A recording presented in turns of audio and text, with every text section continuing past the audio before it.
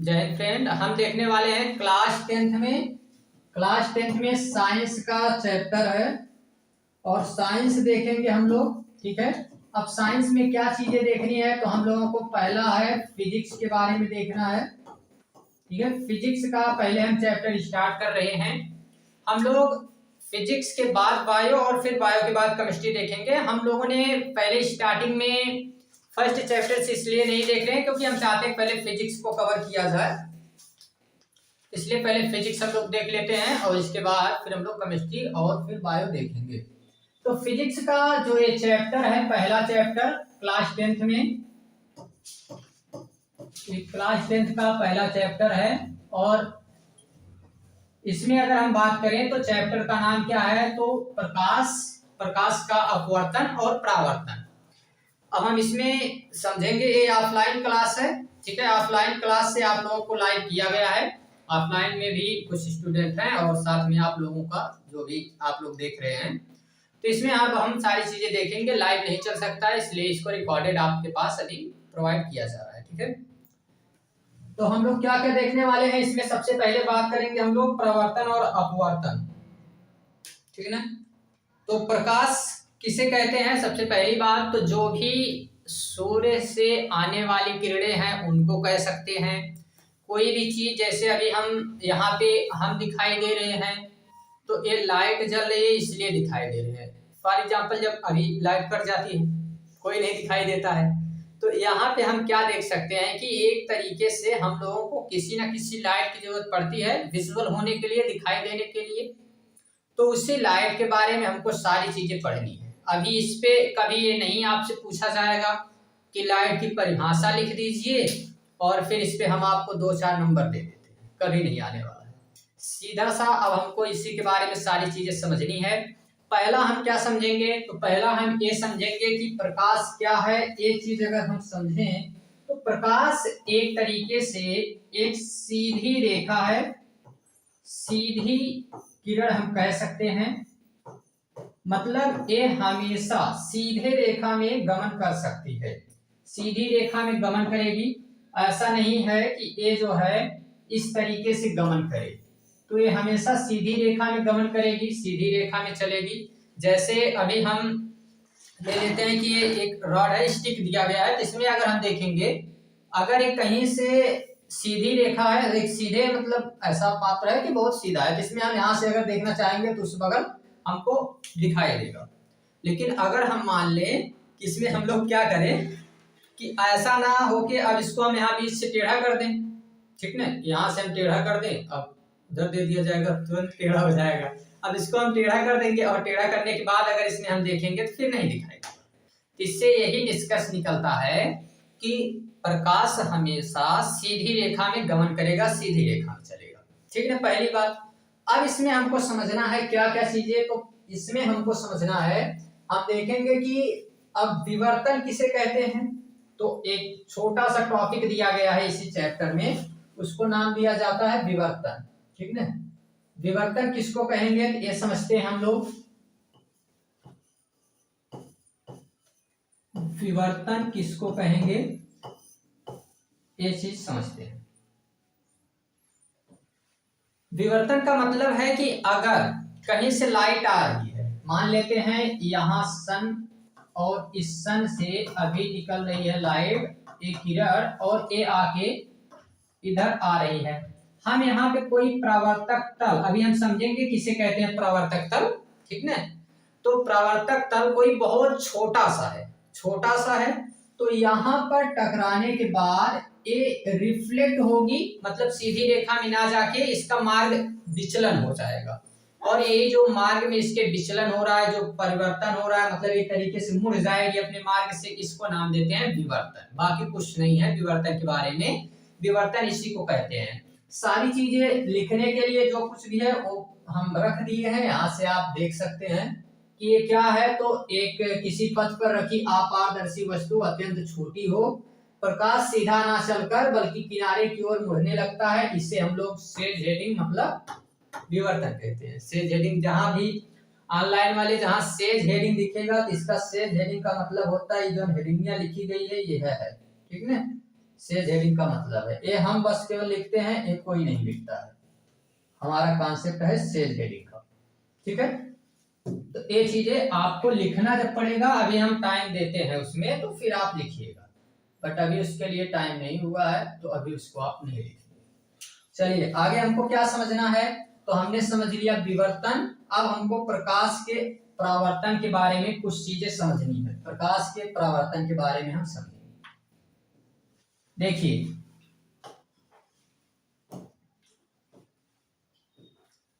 अगर कुछ भी नहीं आता है तो बहुत अच्छी बात है, और बहुत कुछ सीख लिए हैं तो भी अच्छी बात है, क्योंकि यहाँ पे आप लोगों को कुछ एक्स्ट्रा भी मिलेगा, और साथ में कुछ नहीं आता है तो उसका तो एक अपना फायदा रहेगा ही। टेंशन कुछ नहीं लेना है कि हमको आएगा कि नहीं आएगा। प्रकाश का परावर्तन है, ठीक है। अब प्रकाश के परावर्तन में हमको क्या समझना है, पहले किसको कहेंगे। हमने एक बार जब उस तरीके से पढ़ाया जा रहा था तो उसमें बताए थे, बट क्लास 10th के लेवल से वो था नहीं, जिसमें हम लोग थोड़ा डिटेल में कवर करेंगे।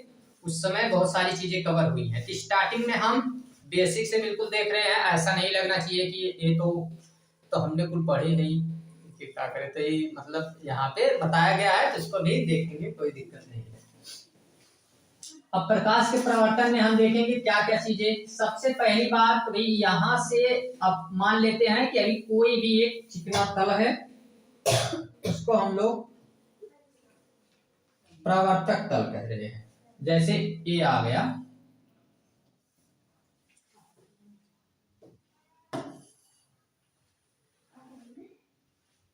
ये कोई भी एक चिकना तल है, इसके एक साइड पे पॉलिश किया गया है, एक पेंट किया गया है। एक साइड से जब हम पेंट कर देंगे, एक साइड से हम पेंट कर दिए हैं कोई ऐसा तल, अब एक साइड से हम पेंट कर दिए, एक साइड से जब पेंट कर दिए तो अब इधर से हमको क्या दिखेगा कि यहाँ से भाई इस पे रिफ्लेक्ट होगी, जो भी किरणें आएंगी वो रिफ्लेक्ट होंगी, मतलब परावर्तित होंगी।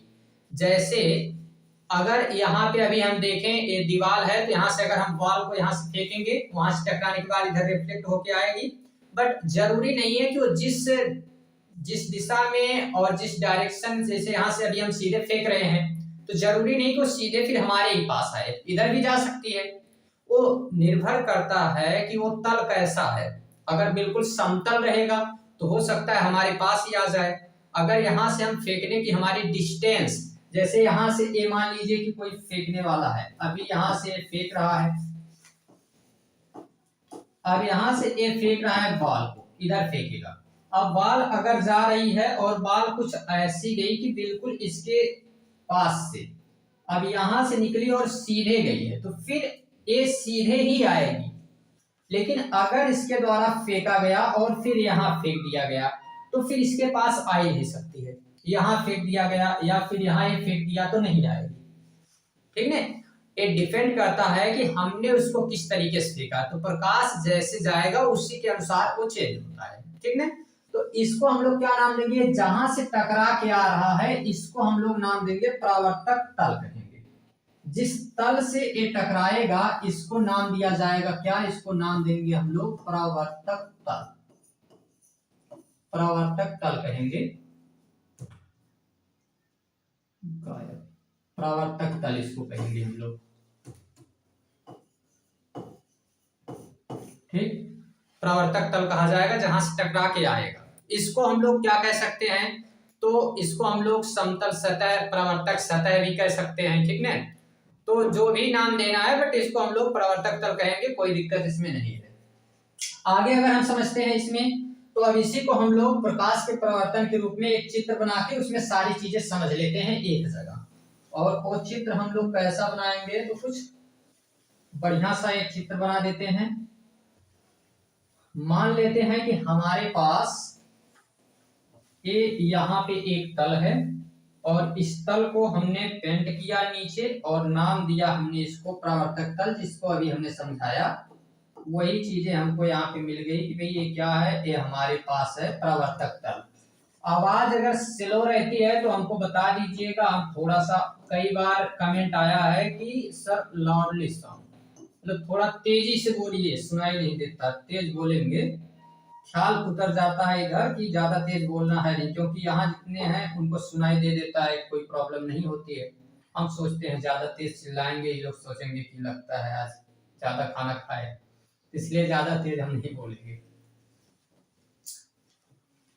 चलिए आगे देखते हैं हम लोग। अब यहां से इसको हमने प्रवर्तक तल नाम दिया। अब यहां से एक किरण आ रही है और इसको हम लोग क्या नाम देंगे, तो इसको हम नाम दे देंगे आने वाली किरण।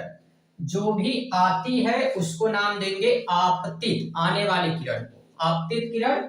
अब यहां से ये आने के बाद टकरा के फिर चली गई है, अब ये जा रही है परावर्तित होके, तो हम कहेंगे परावर्तित किरण।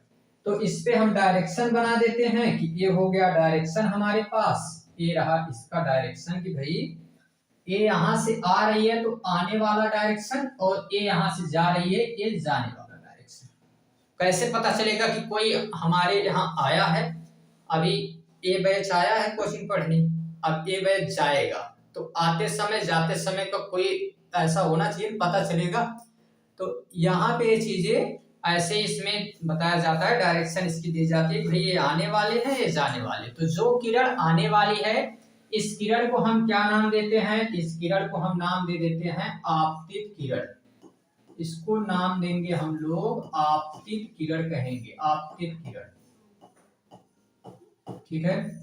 और जो किरण यहां से लौट के जाएगी, इस किरण को परावर्तित होके जो जा रही है इसको हम लोग नाम दे देंगे परावर्तित किरण, ठीक है। तो आने वाली किरण को कहेंगे आपतित किरण, और जो लौट के जाने वाली किरण है उसको क्या नाम देंगे, परावर्तित किरण। अब ये दोनों किरण जिस जगह पे टकरा रही थी, अब यहाँ पे हमने तो इस तल को क्या नाम दे दिया है, इस तल को हम क्या कह रहे हैं, परावर्तक तल। तो इसको हम लोग तो परावर्तक तल नाम दे दिए, ठीक है, परावर्तक तल इसको हम कह दिए हैं। और इसके बाद अगर अब हम लोग देखते हैं तो अब हमें एक और भी पॉइंट समझना है, और वो क्या है कि बीच से यहाँ एक किरण और निकलेगी और जिसको हम नाम क्या देंगे, अभिलंब। तो आपतित किरण और परावर्तित किरण के बीच खींची गई एक आभासी रेखा को हम लोग क्या नाम दे देते हैं, अभिलंब।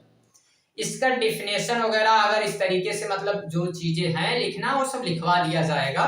ऑनलाइन वाले आपको लिखाने के लिए लिखाते समय हो सकता है वीडियो ना चल रहा हो, तो आप लोग इसका नोट्स हम हो सकता है तो आपको प्रोवाइड करा देंगे टेलीग्राम ग्रुप पे। और अगर ऐसे नहीं मतलब मिल सकता है फिर ये तो बहुत सिंपल चीजें हैं, बोलते समय आप जो कि रनिंग नोट्स होती है उसको बना सकते हैं। तो यहाँ पे अब हम देखेंगे इसको कहेंगे अभिलंब।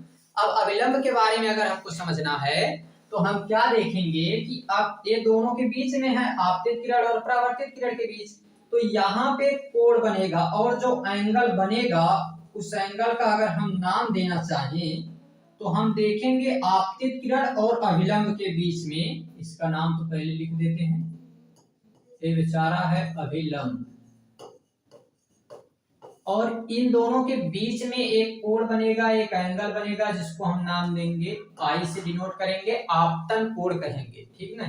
इसको हम नाम क्या दे देंगे, तो इसको नाम दे देंगे आपतन कोण। इसको कह दिया हमने आपतन कोण है जी। और ऐसा ही एक कोण इस बगल बनेगा और इस कोण को हम क्या नाम दे देते हैं, तो इस कोण को आर से डिनोट करते हैं और इसको हमने नाम दे दिया परावर्तन।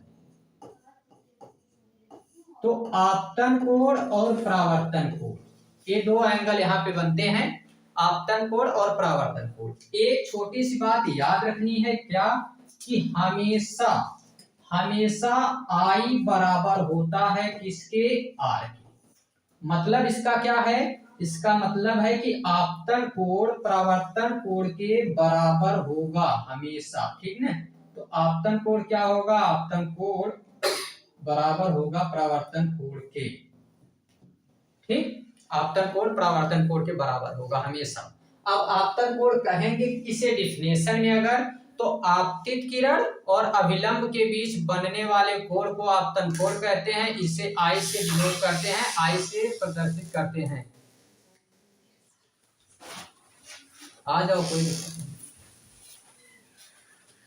इसे हम लोग आई से डिनोट करते हैं, आपतन कोण कहते हैं। और ये जो अविलंब और परावर्तित किरण के बीच में है, इसको हम लोग क्या नाम देते हैं? इसको नाम देते हैं परावर्तन कोण, इसको आर से डिनोट करते हैं। अब इस पे कई बार क्वेश्चन बनते हैं, और क्वेश्चन जो बनेंगे तो ऐसे मतलब बहुत कम क्लास 10th वगैरह में पूछा जाता है, क्वेश्चन ज्यादा पूछा नहीं जाएगा इस पे। बट अगर बनता भी है तो हम लोग बड़े आसानी से समझ लेंगे उसको, किस तरीके का क्वेश्चन इस पे बनता है। पहला इसमें हम क्या देखेंगे, किस तरीके से क्वेश्चन बनेगा। तो यहाँ पे ये चीज समझना है, अगर हम इसको समझना चाहें तो क्या चीजें हमको ध्यान देना है। इसको थोड़ा सा हम साइड कर देते हैं बेचारे को, और ये हो गया साइड। अब यहाँ पे हमको ये समझना है कि अगर ये एक सीधी लाइन है, और इस सीधी लाइन पे अगर हम कोई एंगल बनाते हैं, इस तरीके से अगर हाफ सर्कल हम बनाएं, तो हाफ सर्कल पे हमको क्या मिलता है? इस हाफ सर्कल पे मतलब ये 180 डिग्री, 180 डिग्री का एंगल बनेगा। मतलब पूरा सर्कल अगर रहेगा तो पूरा सर्कल होने पे 360 डिग्री।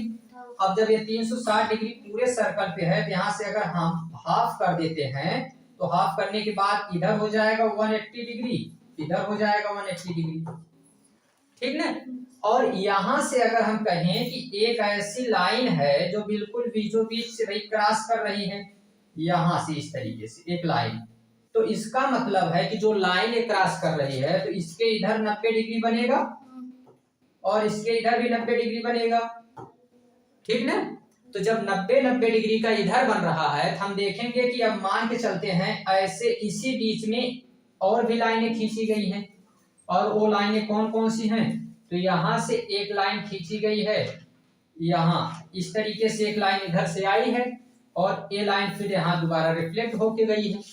तो इसका मतलब है, अब अगर हम एंगल देखेंगे तो इसके बीच में यहाँ से यहाँ तक ये जो एंगल बन रहा है 90 डिग्री का, और यहाँ से यहाँ तक 90 डिग्री का, तो हम अगर किसी एक एंगल का मान बता दें, जैसे यहाँ पे अगर हमने रख दिया 45, तो फिर बाकी सबका बता सकते हैं, आराम से बन जाता है। ये कुछ नहीं है, बहुत सिंपल सी चीजें हैं। ओहो, अरे गए, अच्छा ठीक है।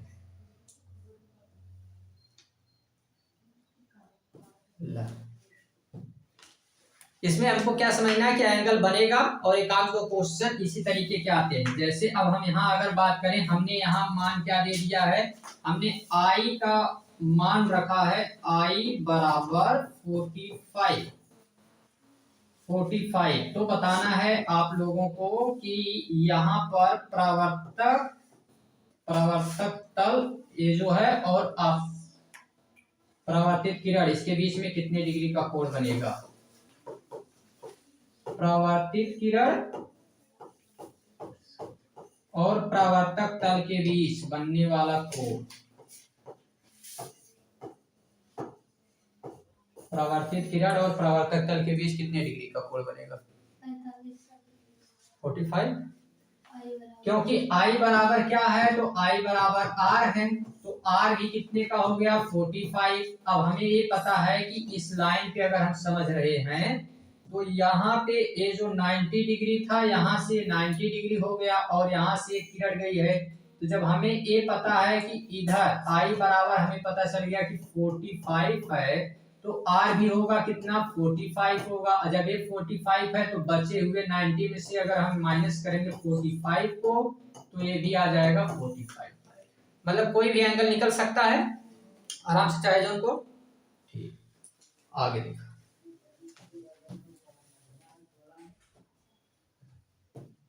अब यहाँ से हम लोग कोई भी एंगल निकाल सकते हैं, कोई दिक्कत नहीं है, बहुत ही सिंपल होता है। इस तरीके से एंगल यहाँ निकाले जाते हैं।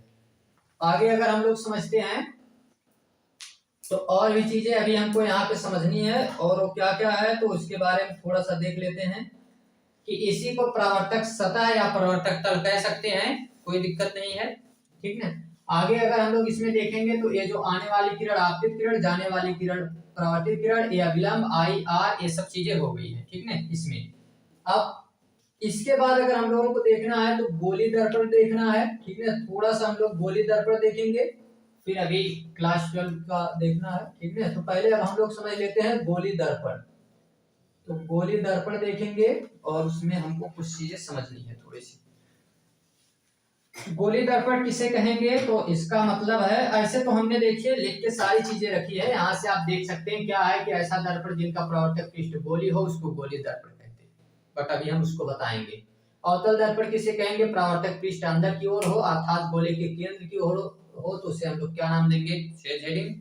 ऐसे ही उत्तल दर्पण इनको समझना है, बट हमको क्या करना है पहले हम लोग समझ लेते हैं, ये सारी चीजें तो लिखते रहेंगे।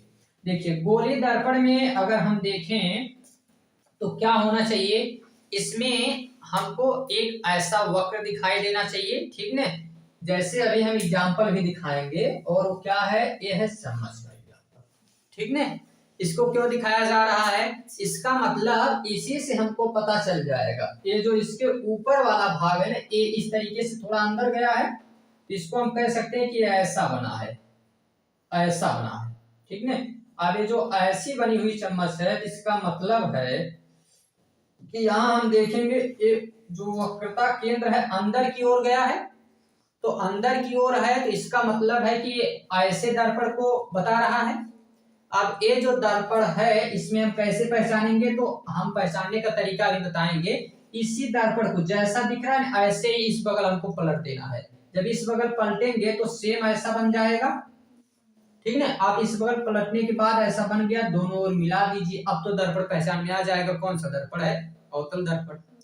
और जब अगर यही दर्पण इस तरीके से दिखाई दे, तो इस तरीके से दिखाई देगा ये वाली चम्मच, ठीक है। मतलब इसी को हमने घुमा दिया है, बस ये आगे का फ्रंट पे दिखाई दे रहा है, बैक पे। तो हम क्या करेंगे, अब इसको जब घुमाएंगे तो कुछ इस तरीके से बनेगा, तो मतलब ये हो गया एक तरीके से उत्तल दर्पण, ठीक है। तो उत्तल दर्पण अवतल दर्पण इसी तरीके से बन जाते हैं, और ये दोनों गोली दर्पण के भाग हैं, ठीक है। गोली दर्पण ही है ये जो गोली दर्पण आपका है, ये पूरे गोली दर्पण का अगर हम बात करेंगे तो इसी गोली दर्पण में दो दर्पण होते हैं। ये दो टाइप है इसके, कौन कौन दो टाइप है, पहला टाइप इसमें आ जाता है अवतल दर्पण, दूसरा आ जाता है उत्तल दर्पण। परिभाषा के रूप में इसको याद रख सकते हैं, जैसे भी मतलब अगर परिभाषा याद रखनी है उसकी, किसे कहेंगे, अंदर की ओर गया है, अंदर की ओर जाने का मतलब है यही जब दर्पण है तो ये वक्रता केंद्र यहाँ होके यहाँ चला जाएगा अंदर की ओर थोड़ा सा, इसको हम नाम दे देंगे, ठीक है। तो अब इसमें अवतल दर्पण उत्तल दर्पण इसी तरीके का होता है, दोनों देख सकते हैं, दोनों का चित्र, और फिर ये हमने रखा है किसका, तो ये उत्तल दर्पण का चित्र है, उत्तल दर्पण है। अवतल दर्पण भी खोज रहे थे बट लाइट उसी समय कट गई थी। उत्तल दर्पण और अवतल दर्पण दोनों चीज का होता है, तो ऐसा है, और इसको अगर हम बनाने का प्रयास करें तो कुछ ऐसा बनेगा। ऐसे हम लोग परिभाषा अपने से कैसे याद रखते हैं, सिंपल परिभाषा, बीच में मोटा हो, किनारे किनारे पे पतला हो, तो इसको क्या नाम देते हैं, उत्तल दर्पण। किनारे बेचारा पतला है, इसको हम नाम क्या दे देते हैं, उत्तल दर्पण। और किनारे पे ही मोटा हो जाए, बीच में पतला रहे, तो इसको हम लोग क्या नाम देते हैं, ए, ठीक ना। तो बस इस तरीके से याद रखते हैं। इस पे क्या आप लोगों से कोई बहुत ज्यादा वो नहीं है ऐसा पूछेगा, और जो पूछने वाली चीजें हैं वो बता दी गई हैं, बाकी इसमें हम डिस्कस करेंगे आगे, ठीक ना। अभी बहुत कुछ डिस्कस करना है, हमने बहुत सारा चित्र यहाँ पे बना के रखा है, ये सारी चीजें आपको बताई जाएंगी अभी, क्योंकि टाइम अभी हमारे पास ज्यादा है नहीं, अभी 12 वालों को अभी पढ़ाना है, फिर आगे की क्लास में हम लोग ये सारी चीजें डिस्कस करेंगे, ठीक ना। ये सब क्या है, ये सब ट्रिक है, अभी आप लोगों को नहीं बताया गया है, और ऑफलाइन वाले कुछ बच्चे जानते हैं, ऑनलाइन वाले बिल्कुल नहीं जानते हैं, क्योंकि अभी हम इसका कोई ट्रिक आप लोगों को बताया नहीं है। तो ये सारे चित्र आप लोग देखेंगे बाद की क्लास में, ठीक है। इसी का जब सेकंड पार्ट आएगा, तो तब तक के लिए मिलते हैं हम लोग अगली क्लास में, ठीक ना। तब तक के लिए thanks, take care, bye bye.